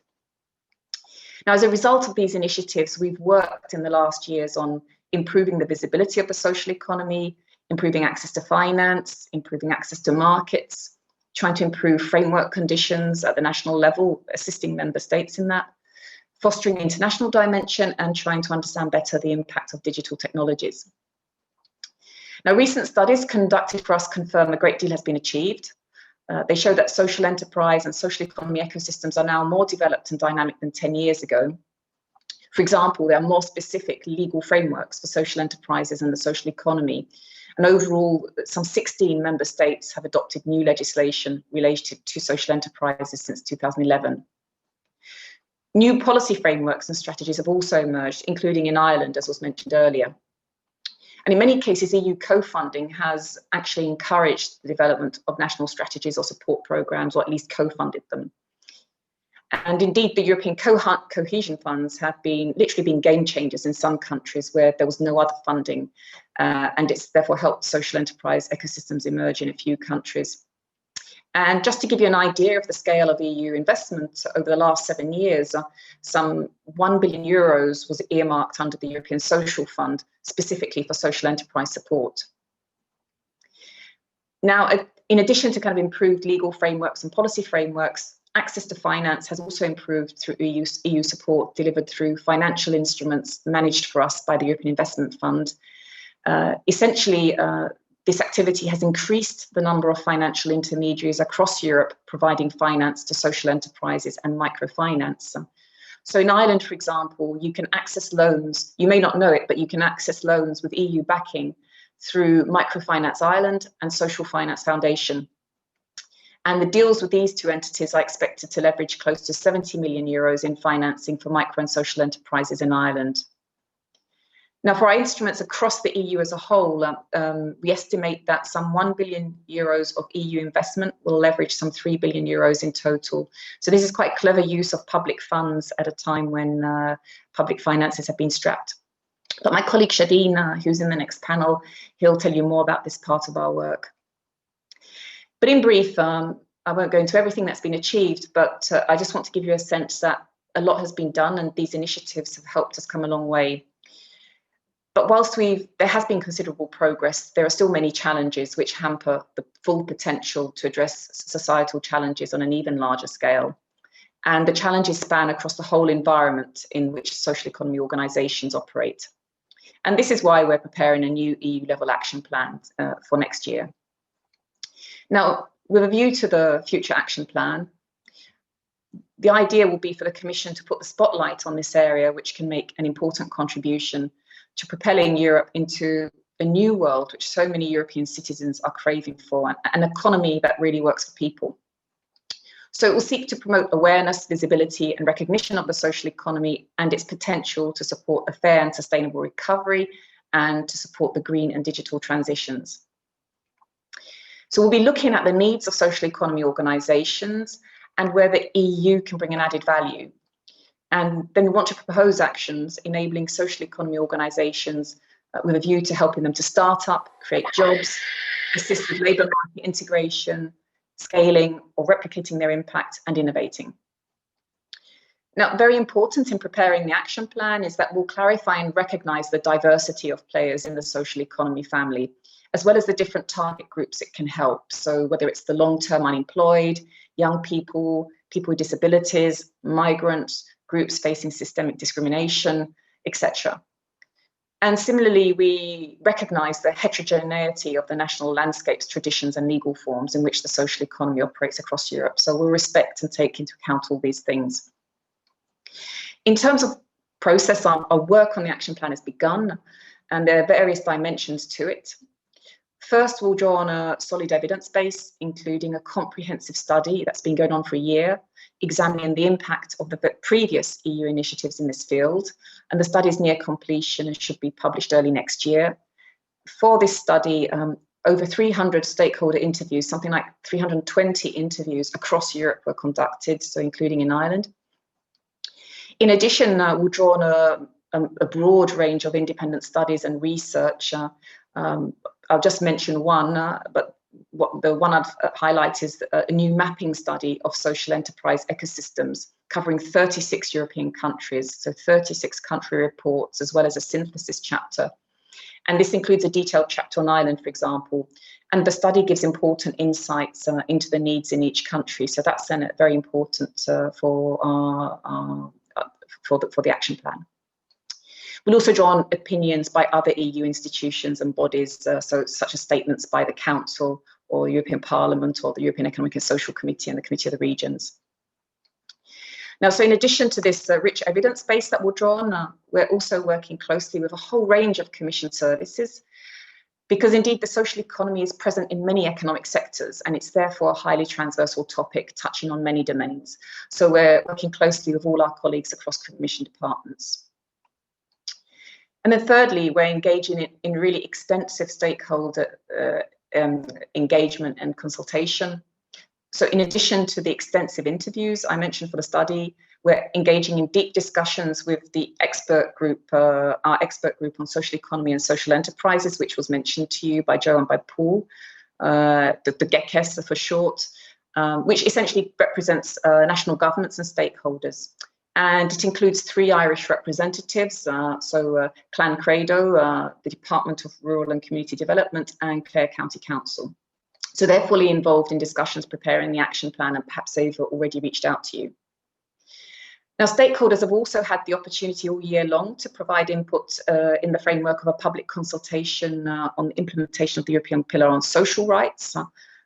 And furthermore, there'll be an opportunity to provide feedback on a roadmap for the action plan, which we'll publish early next year. Finally, the Commission is, although people don't often realise, it is actually an extremely open organisation. So I would say, please feel free also to send me any inputs directly if, that you wish to make about the needs of the social economy as you see them and how you think the EU could contribute to finding solutions.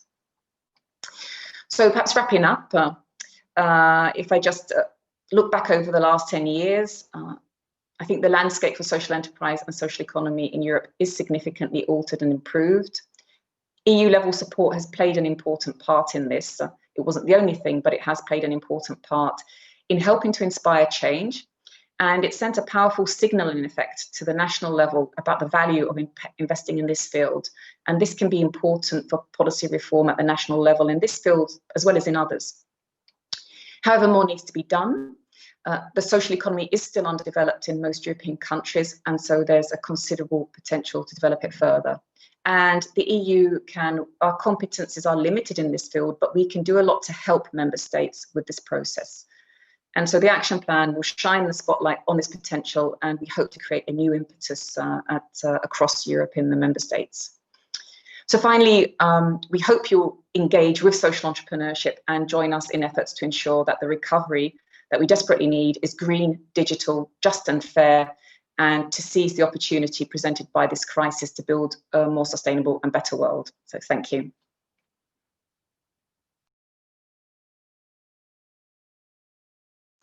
I think you might be on mute. Yeah. Thanks, Anne. Thank you very much, Anne. Thank you very much for your contribution, most interesting and wide-ranging contribution, which gives us quite a good framework for understanding the nuances of this program. And I hope that that will be further fleshed out by the panel, which now joins us. We're going to look for both an Irish and a broader EU perspective. And joining this panel will be Paul O'Sullivan, who you heard from already, who is on that consultative committee, which Anne is vice chair of in Brussels. Paul is chair of Wheel. Victor Messenger is the director of Social Economy Europe, which is an EU-level representative body for social economy enterprises and organizations, and is in permanent dialogue with the European institutions. He's also a member of the European Commission Expert Group on Social Economy and Social Enterprises. Shadeen Viratham is the team leader with the unit in the Director Generalate for Employment, Social Affairs and Inclusion, which is responsible for inclusive and social entrepreneurship. Shadeen leads the team dealing with funding for microfinance and social enterprises under the EU Programme for Employment and Social Innovation. The fourth person to join us is Aileen O'Donoghue, who is Chief Executive Officer of Archways, an organisation that develops and delivers evidence-based programs for children, young people and parents, and with a particular focus on those experiencing emotional and behavioural difficulties. An Irish organisation, Archways secured EU Interreg funding when it was a member of the first phase of Access Europe. And it's an example of an organisation that contributes to the social economy through socially innovative projects like these. So may I perhaps stay with our friends in Brussels and ask Victor Messenger, I should say, beg your pardon for mispronouncing your name. Many organizations here in Ireland see the social economy strictly as social enterprise. Can you expand on what is social economy as distinct from social enterprise and its scope as a sector? Yeah, thank you very much, Joe, and thanks also to the Will for inviting myself and inviting Social Economy Europe to this great event, Access Europe, that you're organizing.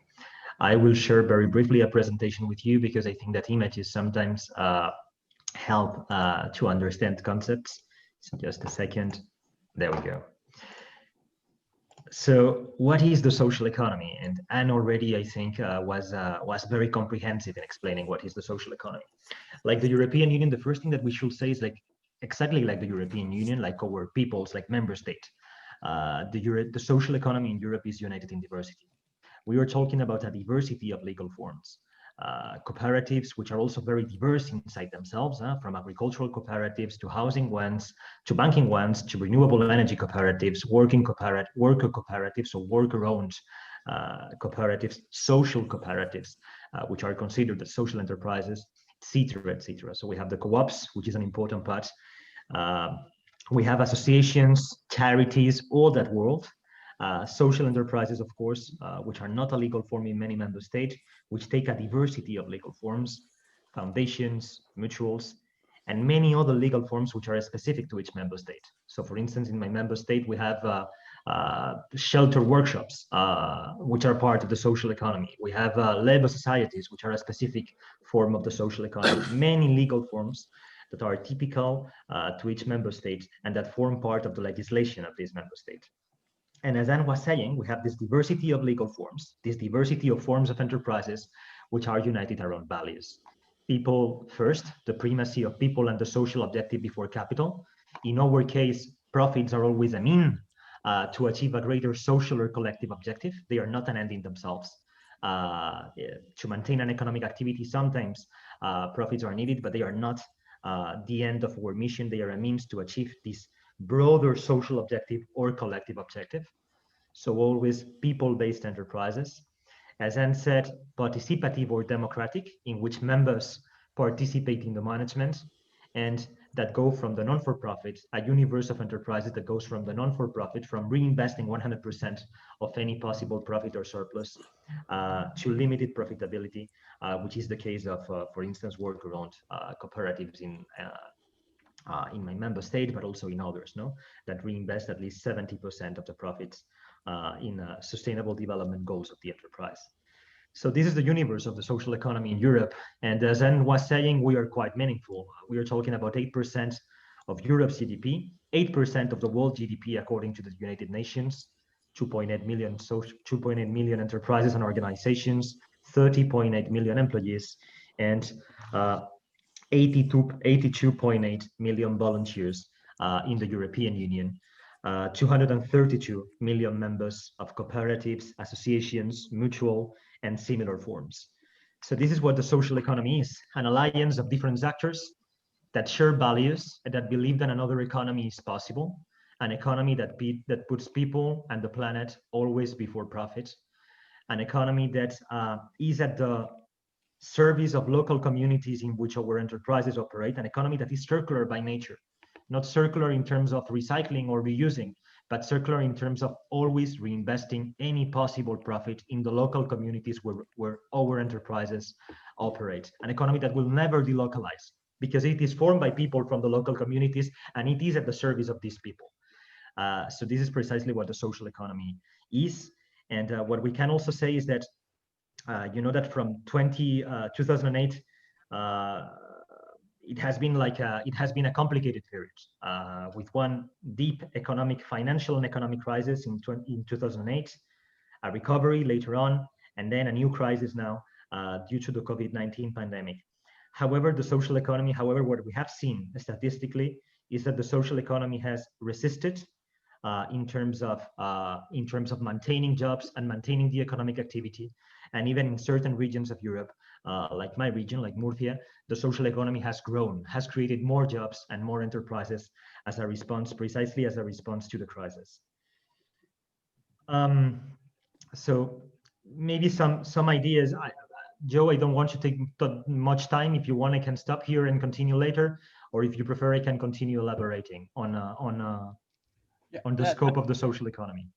Thanks very much, Victor. Let me toss it over to Aileen. Aileen O'Donoghue, you've been working in Ireland, as it were, taking this concept as it is viewed from the European Union and honing it to a purpose in Ireland.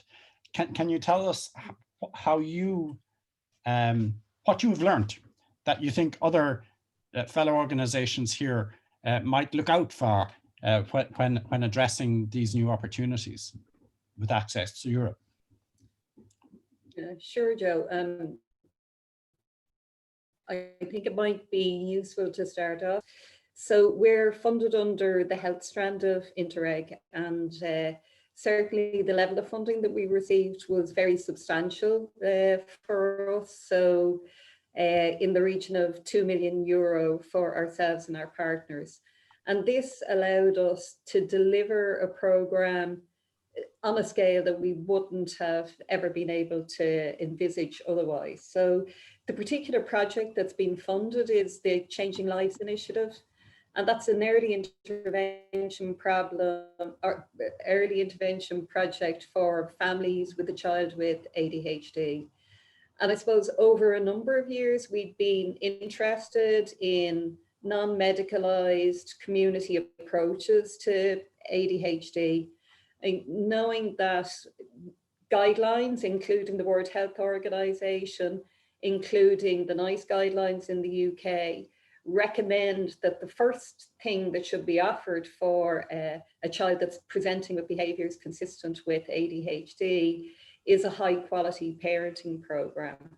And yet that's not what currently happens in an Irish context, and not just in Ireland, but in our partner organisation jurisdictions as well. So, I mean, at the moment in the Republic, 30% of the waiting list for CAM services are children with a potential diagnosis or who've been referred for ADHD. That's for child, in Ireland, just for people who aren't aware, if I can come in there, that's for child and adolescent mental health services. You use an acronym there. Exactly. Yeah, sorry about that. Okay. So, I mean, it's 30, yeah, it's taken 30. a very substantial resource within the CAM service to deal with this issue. And again, because of the lack of a range of services within CAMs, often what happens is that a child is medicated, and you know, some of the statistics around the level of medication are well, for me anyway, they're frightening. So in Ireland, we write over 50,000 prescriptions a year for Ritalin and its equivalent. In the UK, it's over 1 million prescriptions a year. children are medicated from as young as 7 years of age. So what we wanted to look at, and I suppose our innovation, and we've done a very small pilot before, is how would these high quality parenting programs, would they have an impact on the child's behavior and on how the family was operating. So, I mean, what the European funding has allowed us to do, as I say, is to deliver that to scale. So we're coming close to the end of the project, but to date, we've delivered 1,600 information workshops for parents, and we've delivered an 18-week program for over 500 parents across the 3 jurisdictions that we're operating in. And that's the Republic of Ireland, Northern Ireland, and Argyll and Bute in the west coast of Scotland. So, and what we found is, you know, we're really impressed with, so statistically significant improvements in the child's behavior, statistically significant improvements in the parental efficacy, statistically significant improvements in family functioning. One woman described at a conference that we had last year that she felt she'd gotten her son back. Divisions within families, the behavior can result in increased negativity coming from parents. And as I say, this project is about doing something different. The other thing that we were very keen to do... May I just stop you there, Aileen? How much of that improvement do you trace to the structured support and advice you're getting from the Access Europe program?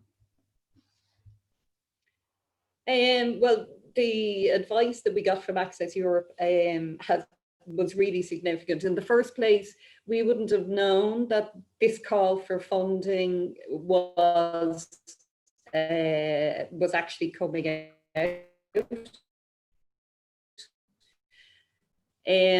Access Europe in the first phase did a newsletter.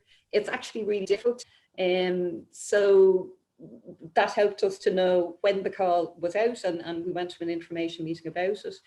They provided technical support. It was our first time getting or applying for European funding, and kept us a bit on point around, you know, how does this meet the objectives of the program, which is obviously what the funders are looking for.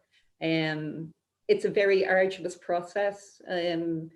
Ours was a 2-phase application, and the second application ran to about 150 pages. Access Europe also provided technical assistance, which was really useful in terms of facilitating the partners to be able to come together and develop the proposal.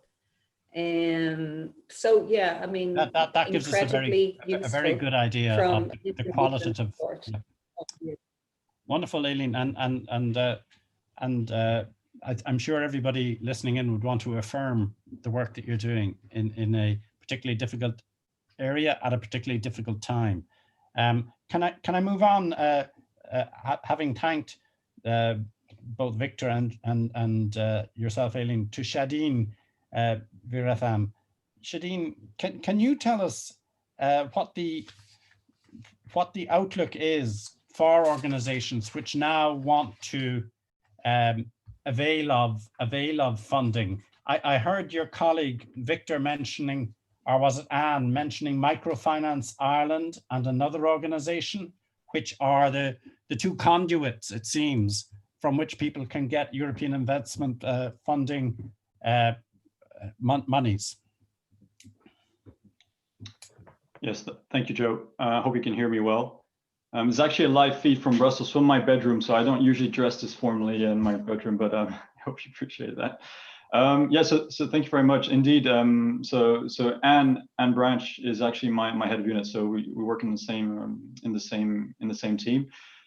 Basically, as Anne already mentioned, I mean, to answer your question, I mean, an important avenue of work for us involves improving access to finance and funding opportunities for social enterprises, but also for social economy organizations, because we typically see that they often lack access to finance to basically start up and scale up their businesses.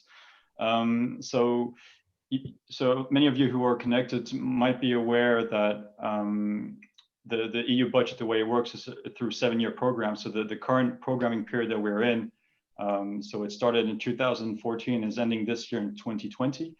And actually since the start, so more than 7 years ago now, we've actually put in place quite a comprehensive toolbox of policy instruments to catalyze precisely social finance developments across Europe. And there are essentially 3 building blocks to this. So the first is grant funding. So this is basically just one-off grants that are given. And here, this is done through what we call call for proposals. So basically the Commission manages these grants directly.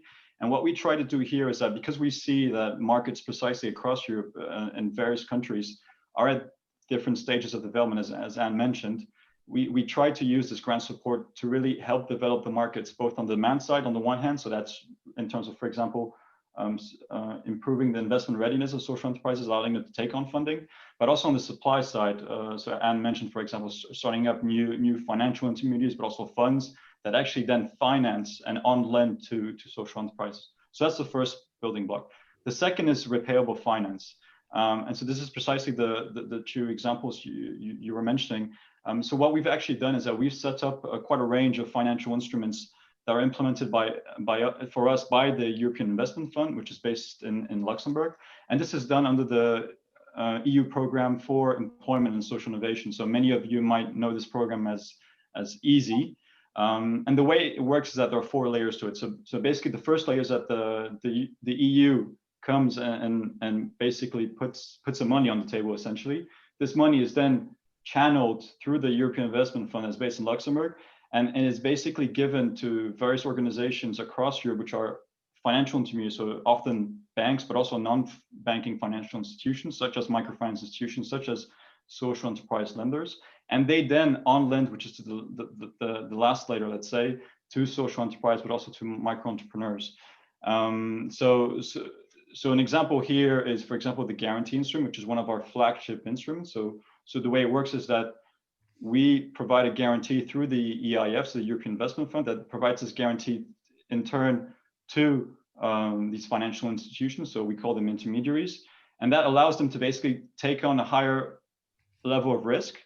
So basically it de-risks, let's say, their loans, and allows them basically to lend even more to the target groups that typically face difficulties getting access to finance. So it basically allows them to take that additional layer of risk.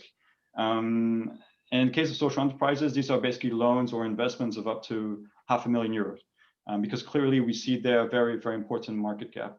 And through this guarantee instrument, so we call it the Easy Guarantee, in Ireland, so as you rightly mentioned, and as Anne also said earlier, I mean, there have been a few guarantee deals that have been signed in Ireland, and specifically with Microfinance Ireland and the Social Finance Foundation.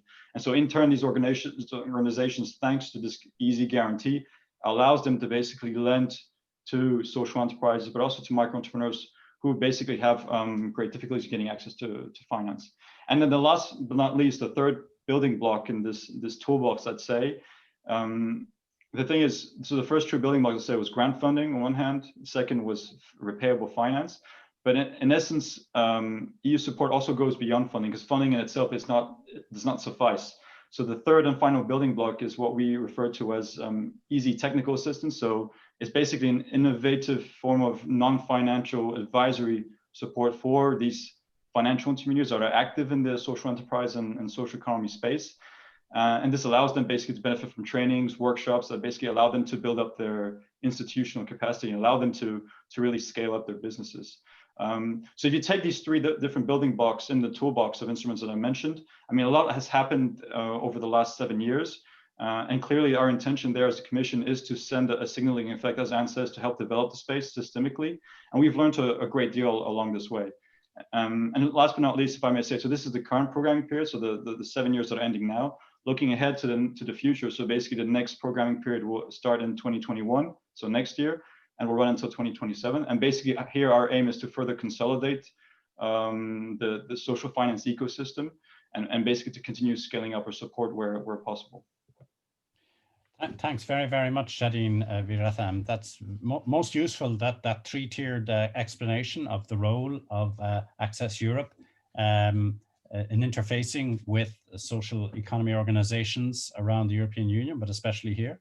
Paul O'Sullivan, can I draw you in, Chair of Wheel? You're on the consultative group which deals with this. I have to say that what jumped out at me from what Aileen said was, it seems quite intimidating to deal with the hundreds of pages that have to be gone through and filled in, obviously, you know, with a persuasive accuracy for the EU to be satisfied that you should get this kind of funding. Is there a should organizations be intimidated by that? Have you found organizations have been able to use a one-stop shop in order to find a way through that thicket? I think that there's no doubt about it that it certainly can be intimidating for organizations, but I think that Aileen is an extremely good example of an organization that, with the support of the pilot project, was able to actually access funding that made a significant and quantum difference to the. Because I had met Aileen a number of years ago when she was struggling to actually find finance to actually implement the program. Yes, it's difficult. Yes, it's intimidating. I would also say that, and I think Victor would agree with me, although he might be more familiar with it. It can actually be quite intimidating at the meetings of the expert group in terms of the acronyms and jargon that has been that has been spoken of there. And I think that's where Access Europe is so important, because I think it will actually help to translate,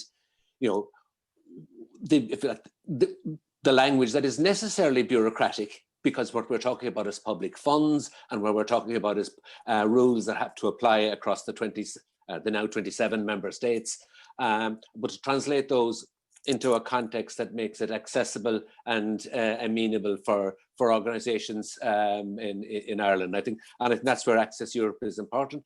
But I think it's also important, Access Europe is about more than just social enterprise. It's about just more than the social economy. It's about a much broader range, and there will be a series of these spotlight sessions during the life of the program to actually show the breadth and width and depth of activity that takes place at European Union level. And I think in that way, hope will actually help to increase the level of commitment and awareness amongst Irish people for the European project, which is important for all of us. Very good, Paul. And would you like to say what your message would be to organizations here today thinking of engaging in the EU social economy funding and networks? I'll give that question to you as chair of Wheel, which has organized the webinar. Oh, I think you put me on the spot there now, but let me say, I think one of the important things that we actually heard today was that, and I think it's the social economy, and in particular social enterprise, is not about a particular legal form. In many ways, my apologies to the people who are not from Kerry, but it's a bit like, Sliabh Luachra. There is no place on the map called Sliabh Luachra. It's a state of mind where things happen. And the things that happen in Sliabh Luachra happen to do with culture. What happens in the social enterprise space and in the social economy space is to do with values, the values of inclusiveness, the values of putting people first, the values of things starting at local level and actually growing and growing beyond that. And Victor's diagram that he put up, I think was very, very informative on that. Just one small point, just for information, Shadeen mentioned about the the European Investment Bank Guarantee Scheme under the EASY program. Currently, it is operational with on the microfinance side. On the social enterprise, social economy side, it is about to be put into operation. The final touches to the legal agreements are being put in place, and it will be delivered by Cloncredo and by Community Finance Ireland when it becomes operational. But in terms of a message, I suppose the message would be for people to that are here today, and I think that there's something like over 250, 300 people on this Zoom call, is to engage with Access Europe, because through that, not only will you learn about money and access to finance, but I think you will also learn about also broadening our horizons and seeing a world that is different and the way things are done differently, and we can learn from them, and obviously they learn from us. Thank you. Thank you very much, Paul O'Sullivan, and thank you to Shadeen Viratham and to Victor Messeguer and to Aileen O'Donoghue. And I'm struck by something Victor said. I'm old enough to have been in Spain before the redawning of democracy there, and seeing a huge system of charity which was based on beggars selling tickets on the streets in order to support programs for people who are visually impaired, and being blown away by just how ubiquitous they were in Spanish towns and cities. And it's very instructive to hear from somebody from Murcia in Spain talking to us about this universal network throughout the European Union, which brings together all the altruism and all the enthusiasm about putting people at the center of programs in a systemic way. And I don't mean to in any way belittle your work in Brussels. Using taxpayers' money on risky projects is not a fun thing to do, and you have to be answerable, and proper auditing has to be conducted, and proper instruments have to be used. I just want to thank you all on the panel, and before handing back to Emma Murta, I just want to thank you on the panel of this first spotlight discussion. I'm sure there will be many others on these themes in time to come over the next 3 years of the Access Europe 2 program. I want to thank the other participants, both who spoke to screen and who contributed their videos to this production. And to those who have attended this afternoon without appearing in any way on screen or in audio. Thank you very much. There's been a huge attendance. It shows great enthusiasm. I think Emma wants to list the people that the Wheel would like to thank, but no doubt we'd all want to thank the Department of Foreign Affairs and Communicating Europe for their huge input, without whom, in fact, today's event would not have been possible. Emma. Great. Thank you so much, Joe. Just to very quickly remind you all that you can sign up for Access Europe here, so it's accesseurope.ie, and we're very eager for you to sign up to find out how this programme develops.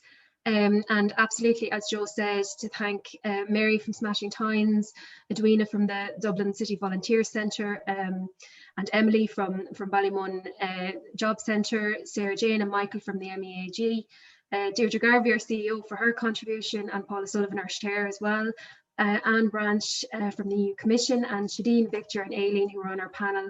And of course, our moderator, Joe Little, as well, for facilitating today's proceedings and for steering us well throughout this. And of course, just to reiterate our thanks to the Department of Foreign Affairs, Communicating Europe, and especially to the Minister for being our special guest today.